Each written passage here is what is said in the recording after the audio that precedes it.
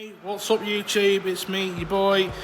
I know you'd love to see my beautiful physique, so we're gonna film an update video for you today on the Micra build.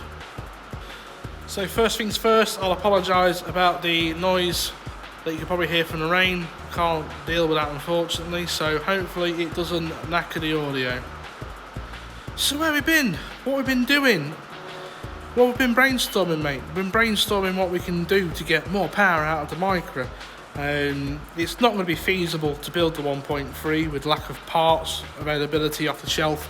Most people who have built them to a relatively high power, the 1.3s, it's all been custom and it's expensive.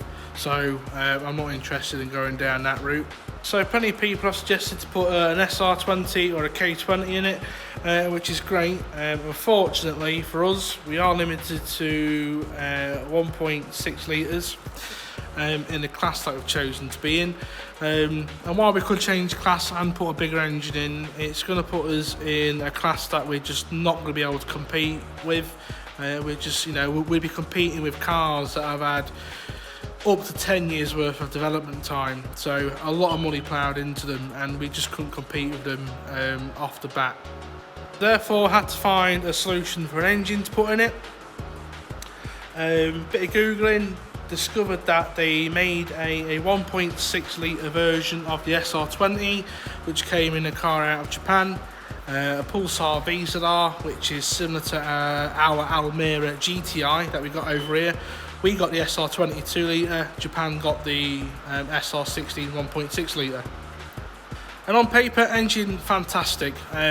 You could say it would rival a Honda B series in terms of power, torque, RPM.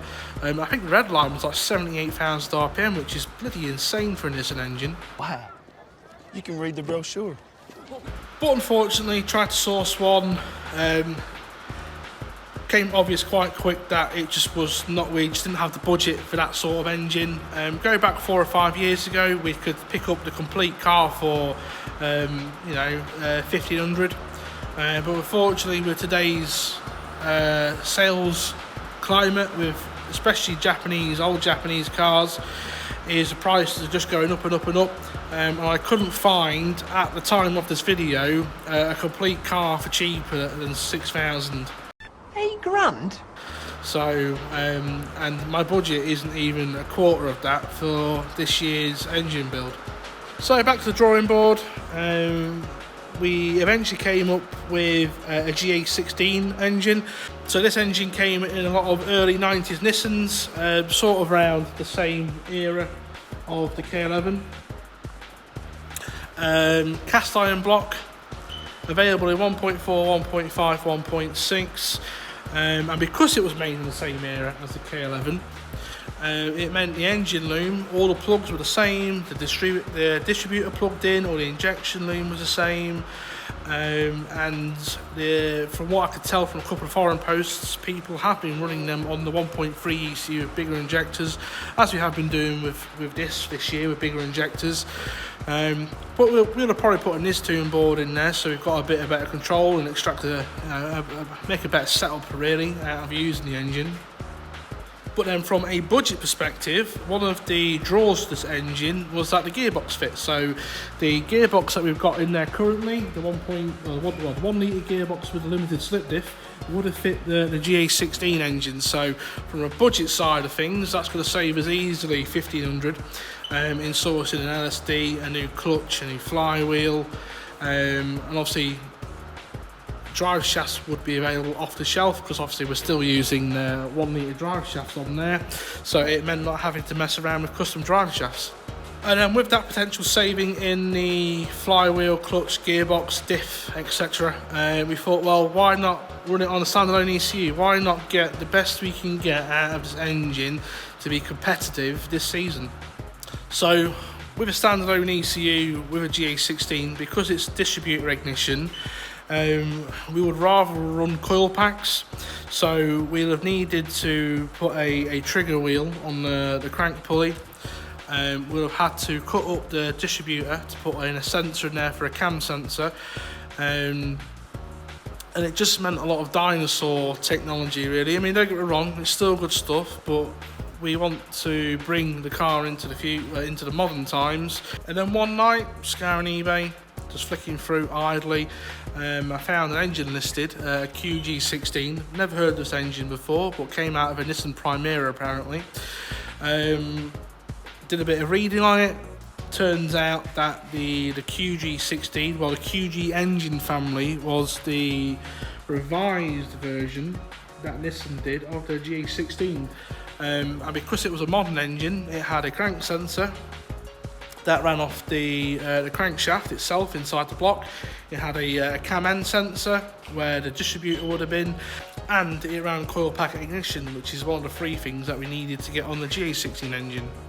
So I took a gamble, bought it. It arrived in a workshop a week later on a pallet, and then it dawned on me, while we knew that the Micra gearbox would fit the Ga16 engine, we didn't know if the Micra gearbox would fit this new GizFab engine that we had just bought. So we ripped it off the pallet, we extracted the gearbox that came with the engine, we got a spare 1 litre gearbox out of storage, and would you know it, fits. Fantastic. So with the gearbox fitting the Ga16, again, saves a load of money. We don't have to source a new limited slip diff, we don't have to make custom drive shafts, we don't have to make engine mounts, bolt straight in. And then here she is, sat in the engine bay of the Micra. So it's nearly a plug and play engine.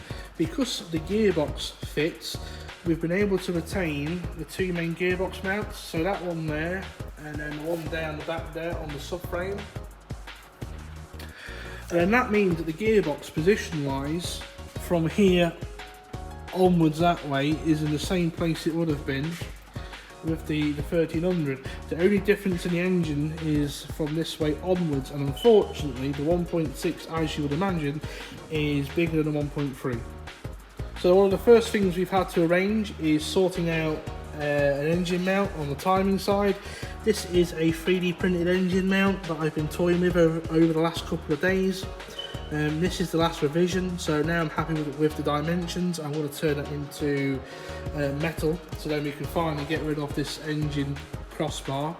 And then once that crossbar's off, the engine's set on the 3 mounts, I can then go in and sort this final mount, which we've kindly got in, but I'm going to make a complete new custom mount for that so it sits a bit nicer. And then with the engine being longer, there is one issue, well there's 2 issues actually. Is the first issue is the crank pulley clearance, that's currently sat up against the chassis leg. You could probably get a toothpick in between them, but there's not a lot of room to get a belt on. And the second issue is that 4 rib section there is sort of, I can't really get it on the camera that well, but it's sort of in like an indentation that's already in the chassis. So the water pump runs off this section of pulley that's touching the chassis, and unfortunately to get clearance for the water pump we would have to cut a let me zoom out. We would have to cut a fair wedge of this chassis leg out to get clearance to the water pump, and I'm just not happy with that. It's an old chassis. Obviously chassis technology's come a long way in recent years. Chassis are getting better and better and better, the handling better, and I just don't want to take any material out from that portion of the chassis because it's right near where the suspension pickups are. So when it comes to the water pump and that section of pulley, we're going to machine the 4 rib section of the pulley off, so that's going to be gone. That's going to give us our clearance there against the chassis leg. And then for the water pump, I've got this nifty little water pump blanking plate here, which I 3D printed. Luckily it does fit, so we can get that machined out of some metal now we know that fits. And then for a water pump, so another reason why this engine is superior to the Ga16 engine is on the Ga16 it has a water bypass which goes around the back of the engine like a lot of old engines, and then the inlet to the water pump's on the back. I do apologise because the rain is getting louder, so I apologise if you can't hear me. So yeah, they have like a metal bypass pipe that goes around the back of the engine into the water pump. And then on the Ga16 it had a radiator outlet just here, which meant the radiator hose would have had to come out here and across into the radiator, and that just would have been in the way of the setup that we're planning to put here. On the Ga16, because it's a twin pass coolant block design, so this is Nissan revised the block on this to have better coolant galleries, because one of the inherent issues of the Ga16 was overheating, caused by water cavitation. So Nissan have fixed that in this engine by having a twin pass, so the coolant goes in around the back of the cylinders and then comes back in forward in front of the cylinders and then comes out here. So both water outlets are here rather than one being over here doing bugger all and being in the way. But obviously with the water pump going, we're going to have to run an electronic water pump, and with the ECU that we're looking to use next year, we're hoping the ECU can control the water pump to in place for the thermostat. But we have got lots of real estate down in this area here, so electronic water pumps are not going to be a problem. One thing I've skipped, I've just remembered, is so the CG engines, they're aluminium block, and then they're a full open deck, but whereas the Ga16 and the Ga16, they are fully closed deck. So and they're a cast iron block, so these will take much more abuse than the Micra engine would. And as you can see, we've got loads of cylinder support around here, you know, as you would typically see on an engine. But the Micra has almost like an Audi badge shape all the way around the cylinders. That's what we call an open deck, and it's just weak. You wouldn't get the power that we're looking to get out of one of them engines anyway, not without spending a lot of money. So now that's out of the bag, you know what engine we're using. So what are our plans for performance for next year? Obviously, other than putting the 1.6 in, we have got some plans to extract some serious performance out of this engine. So part of the story I've missed with our little engine adventure before we settled on the Ga16 is that when we bought the Ga16, I did a bit of digging. I found a company that had a set of con rods on the shelf, luckily. Now, people used to mess with these engines 20 years ago, and all the companies that made the parts for that engine 20 years ago have now moved on to bigger and better things. They've modernised their business with newer vehicles, different vehicles, etc. So we're a bit late to the party on the engine when it comes to aftermarket support. So we initially struggled to find rods, pistons and all the bits that we needed really to get our expected power output out of the engine. So I sat at home scouring the internet one night, come across a build of a Ga16. Someone built a high compression naturally aspirating engine, and interestingly, the bit that interested me the most is that they'd used a Honda D16 piston. This fool is running a Honda 2000. And it turns out what they'd used was a 1mm oversized piston for a Honda D16. Now a Honda D16 is 75mm cylinder bore, and a Ga16 is a 76mm cylinder bore. And then trawling through some information pages like enginespecs.com, etc., discovered that the crown height to the wrist pin was the same on both the Ga16 and the D16. So if you're from a Honda background, you'll recognise this bad boy. Now this is a popular piston used in Honda circles. This is a piston from actually a Suzuki Vitara. That's right, a Suzuki Vitara. Now what's good about these pistons is that they do come in oversizes. So we was able to purchase a set of 76mm Vitara pistons to go with the Ga16, and obviously we know the crown height to piston wrist pin is the same. Now these are not a forged piston, they're actually made from a stronger cast aluminium, AC3A or something like that, I don't know, I've probably spelt that wrong. But because these are a popular piston to use, a lot of companies like Speed Factory, etc., have decided to develop these pistons even further, so now you can buy them like Teflon skirts and stuff, so much better than the item that you would have bought from the Suzuki dealer all them years ago. So we've got pistons sorted, we've got rods sorted.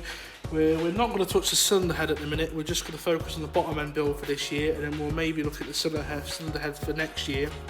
So what we're going to do for power adders on this car to get the power that we want. We're not going to aim for big power, but with the pistons and rods and the cast iron block, there's no reason why the engine wouldn't see 400 plus horsepower. So we've got plenty of scope for the power if we need it. But to be competitive in the class that we're in, we need ideally about 250 to 300 horsepower. So what we're going to do is we're going to build a modernised version of the K10 Super Turbo on steroids. So if you watch Mighty Car Mods, let's face it, who doesn't? Cracking show. Would have known that last year Marty acquired a Nissan Micra K11 Super Turbo. So our goal is for this build for 2022 is to pay homage to the K11 Super Turbo, and we are going to build the K11 Super Turbo on steroids. And say it with me. Beefcake! Beefcake. Beefcake! Beefcake. So now the cat's out of the bag, how are we going to do it?